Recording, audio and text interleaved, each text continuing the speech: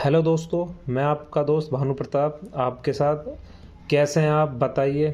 उम्मीद करता हूँ, आशा करता हूँ आप सभी लोग अच्छे होंगे। तो नमस्कार दोस्तों, आज हमारी कंप्यूटर की पहली क्लास है और मैं आपको कुछ बातें करना चाहता हूँ स्टार्ट करने से पहले, क्योंकि आज हमारे लेक्चर्स का पहला दिन है और आज हमारी एक नई शुरुआत भी है। तो नई शुरुआत में मैं बताना चाहता हूँ मैं आपको क्या पढ़ाने वाला हूँ और किस तरीके से हम आगे इस सफ़र को कंटिन्यू करेंगे।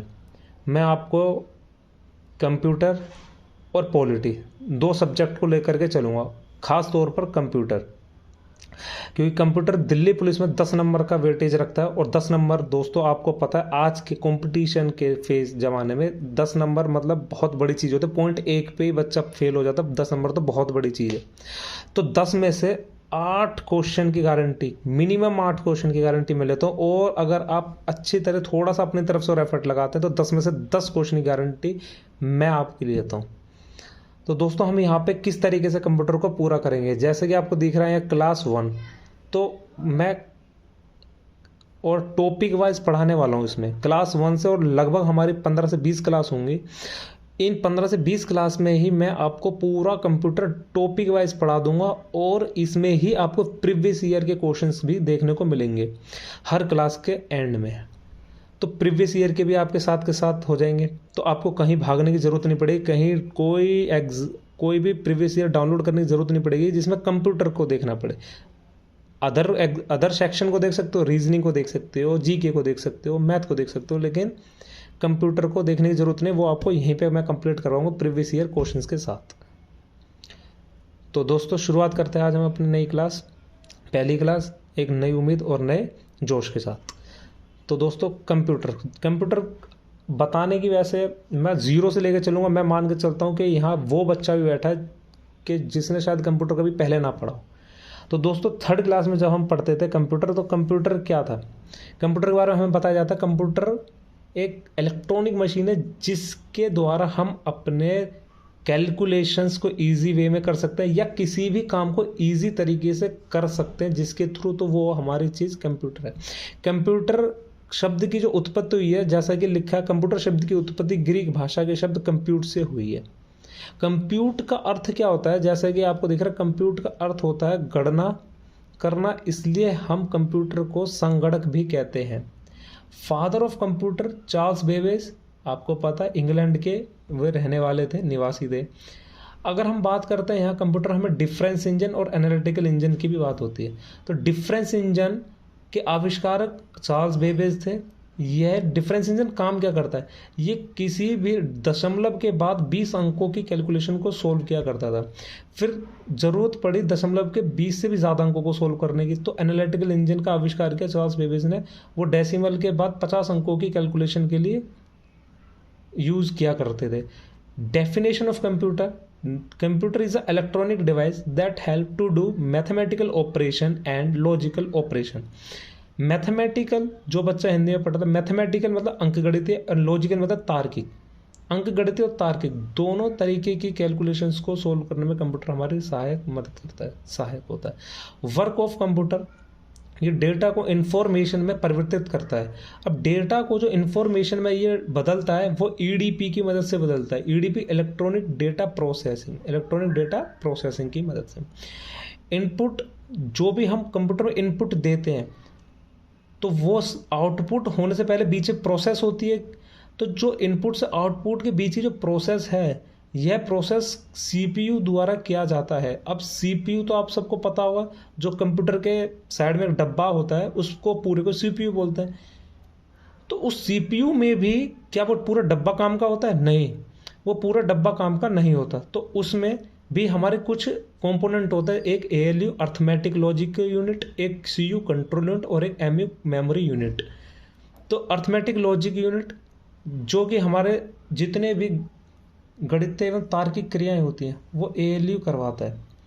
और जितने भी इनपुट से आउटपुट के मध्य, मतलब इनपुट से ये इनपुट है, इनपुट और आउटपुट के जो बीच में सिग्नल को नियंत्रित कौन करता है? Control unit. नाम से कंट्रोल है तो कंट्रोल करेगा।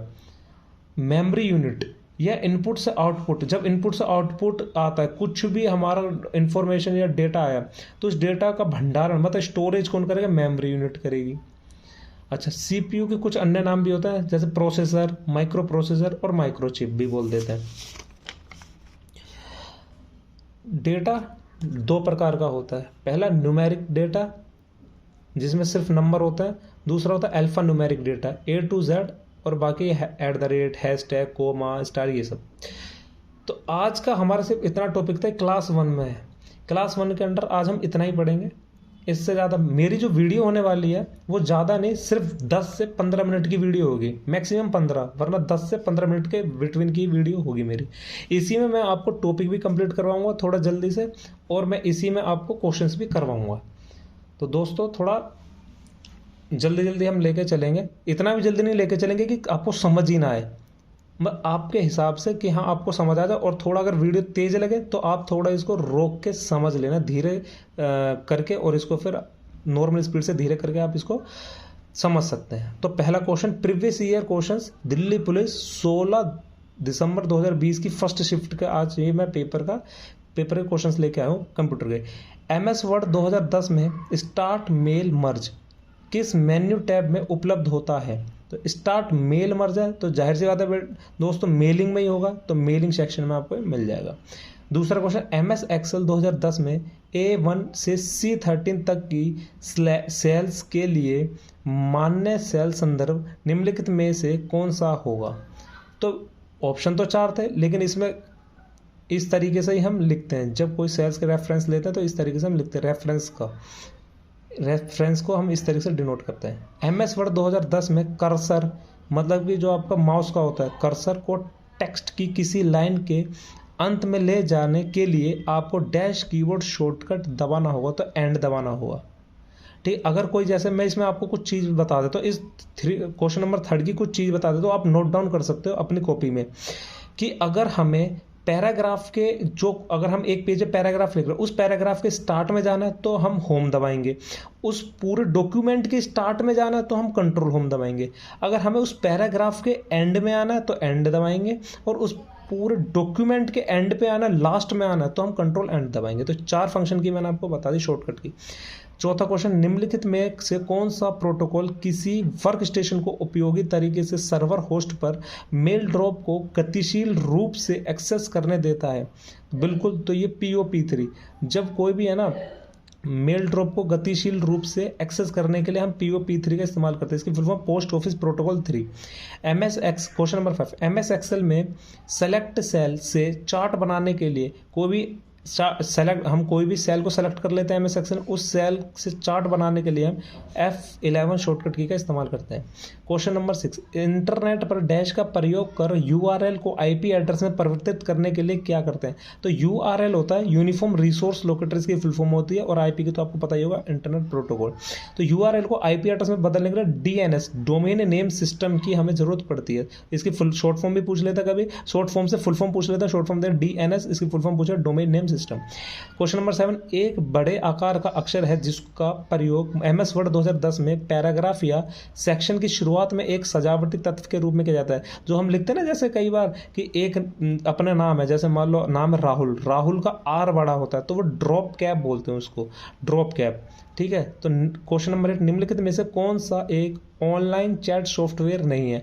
तो इसमें 4 ऑप्शन मैंने आपके लिए लिखे हैं ताकि आपको पता लग जाए। ऑप्शन में था इंटरनेट रिले चैट है, गूगल टॉक भी होता है, स्लैक भी होता है, लेकिन AWS नहीं होता है, इसलिए ये नहीं है। Option number 4 answer. Question number 9, MS word 2010 में बाय डिफॉल्ट ड्रॉप कैप के सामने कितनी लाइन लिखी जा सकती है? ड्रॉप कैप वही, अगर राहुल में R बड़ा है तो वो ड्रॉप कैप होगा। अब उस R के सामने बाय डिफॉल्ट कितनी लाइन लिखी जा सकती है?